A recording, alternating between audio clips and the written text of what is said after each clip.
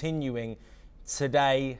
Scott Bessent talking about a potential vote on this bill today, but several amendments being discussed. This room will be host to questions, to answers, responses, but also to fierce debate, and we will bring you all of those updates from the Senate as we get them. But let's stick with that Trump-Musk relationship. President Trump is taking fresh swipes at his former ally, hinting the government's efficiency unit, known as DOGE, could crack down on subsidies for Musk's companies. Speaking before boarding Marine One, Trump mocked Musk for criticising his massive tax cut and spending bill, saying Elon benefits more than anyone from government money. Trump also joked that DOGE could eat Elon if needed, calling Musk's stance hypocritical.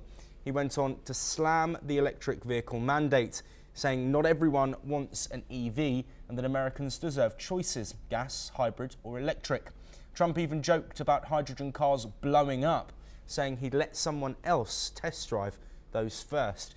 The spat highlights the growing feud between Trump and one of his party's biggest mega donors. It comes as Musk vows to unseat Republicans who back the bill. Trump's message is clear, though. He's ready to cut subsidies if Musk keeps attacking his spending plan.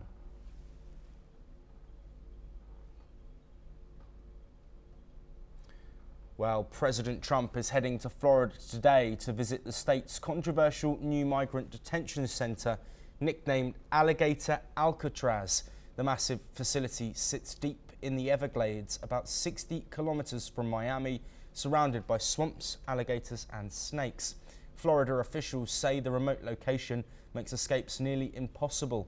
The site at Dade-Collier airport will soon hold up to 5,000 migrants in tents and trailers. It's expected to cost Florida around $450 million a year to run, with help from federal funds. Governor Ron DeSantis says the centre will process and deport migrants faster, with planes ready to fly people out directly from the runway. Critics warn, however, of overcrowding, poor conditions and risks during Florida's hurricane season. Indigenous groups and environmentalists also fear damage to sacred lands and the Everglades ecosystem.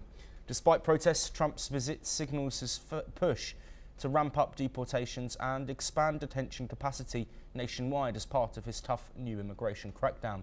Let's have a listen to what Trump told reporters. You know, snakes are fast, but alligators are, we're going to teach them how to run away from an alligator, okay? If they escape prison, how to run away. Don't run in a straight line. Run like this. And you know what? Your chances go up about 1%. Okay? Not a good thing.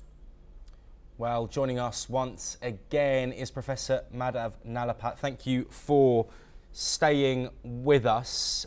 This, of course, another move in Trump's promise from his election to step up deportations, look at migration. A mass deportation, something he's focused on, but critics, as we've just said there, questioning the validity of this space, but also its purpose, given Florida's difficulty facing disasters like hurricanes, but also the area in which it's sat on. Do you think this is a move of desperation from Trump to try and continue his agenda in the face of adversity over his immigration policy?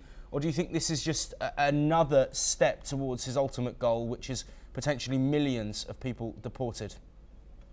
Look, I'd like to point out that Alcatraz, one would believe it is a prison for hardened criminals. A lot of the present inmates of prison are basically immigrants who have overstayed or people who have not committed violent crimes. A whole lot of them, the overwhelming majority, hardly a small number. Yeah, I think it's about Professor Madhav Nalapat, I'm really sorry to cut you off. Donald Trump is now speaking live, and we're going to cut to that with Ron DeSantis. Florida constitutes about 20% of all immigration arrests nationwide. So what I would just say is, don't let Florida be the only state. We've got very red states that should be doing this just as much as Florida's doing. That will increase their numbers. And then what happens is you'll have a lot of people that will deport on their own because they don't want to end up in an Alligator Alcatraz or some of those other places. So I think this is a model, but we need other states to step up.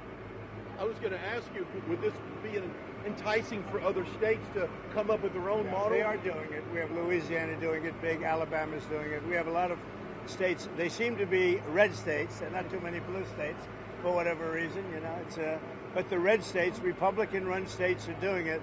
The blue states don't do very well at security and policing, unfortunately. What would you say, Chris? You know, I would say that exactly right. The governor here has been fantastic in forming this partnership with the Department of Homeland Security. We were looking at different contracts with different vendors and thought, why not go straight?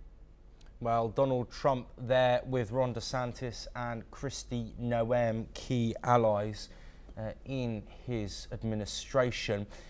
Ron DeSantis there talking about the potential for this Alligator Alcatraz, as it's being called, to be a deterrent. I just want to bring Madhav Nalapat back in to look at that claim. We've seen this sort of deterrent run campaign against illegal immigration in Europe, and over in Europe it hasn't been successful. Do you think this level of deterrence, this camp that could hold 5,000 people in an area that might not be one that somebody wants to live in, do you think that will be enough to stop illegal immigrants wanting to get into the US? And will it do anything to get people to voluntarily deport, as Ron DeSantis just said there? Look, I'd like to point out that several of the people who are going to land up in Alcatraz are not violent and never been violent in their lives, nor will they be violent in the future.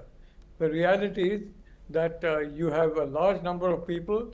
Donald Trump is one of them. Marco Rubio is another. A large number of people whose parents or grandparents migrated to the United States, and they did very well. And almost all of them have lived a life free of crime. I can understand if it's the dangerous, hardened, known criminals among the illegal immigrants, but you're talking of a mass deportation. You're not talking of any such discrimination. Even people who have not done any violent crime in their whole life, who have not committed acts of violence their whole life, will land up in this most terrible prison. So the reality is, it's further strengthening Trump's image, not as a strong man, as a ruthless man who his own niece, I think his cousin, Mary Trump, described as having absolutely no empathy at all. It just goes to demonstrate that point. And in my view, is an absolutely horrific point for the United States to demonstrate. And it's very, very helpful to China, because the Chinese will say, well, you may think that we have got problems, but we are humane compared to US under President Trump. And they may well make that claim. So the reality is, this is of great help to China. It's of almost no help to the United States. And frankly, it just feeds into the very large, widening narrative that Trump has absolutely no empathy for those who are not millionaires or billionaires. And a lot of his budget also has got into that situation. So I just want to say, I think President Trump had better, refresh his policies before he himself, frankly, is under threat of yet another impeachment. And this time around, the numbers may be a lot more than the previous, where it was definitely persecution. Now it is Trump who is doing the persecution of innocent people. Frankly, many of these people have committed no crimes at all. And as a consequence, what's happening is that they are being put in this notorious prison. So I would only like to say, as a supporter of President Trump, as someone who's always backed him, and you can check my online and my statements in the past, the reality is this is a suicidal course for Trump and for those Republicans who support him. And I wish he would get off this kind of a route.